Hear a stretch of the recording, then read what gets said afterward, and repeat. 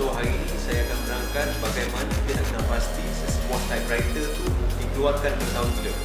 Kebiasaannya kita tengok daripada beberapa sudut.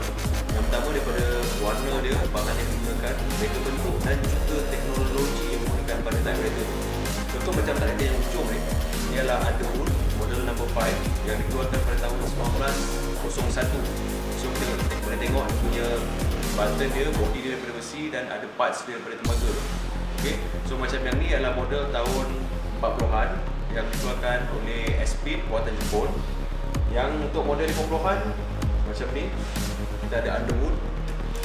Contohlah Underwood Champion yang dikeluarkan pada tahun 50-an. Okay. So kita boleh tengok dia punya button berbeza dengan yang tadi.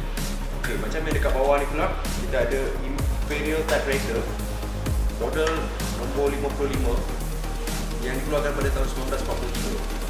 So dia punya binaan dia, dia punya button, material yang digunakan, reka bentuk dia lebih kurang daripada yang model SP ni kita tengok tadi.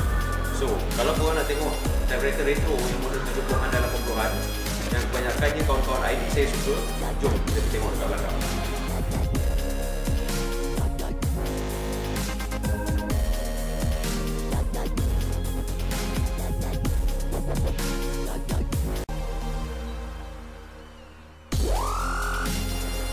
Okay, tadi korang dah tengok typewriter retro tahun 70-an dan 80-an.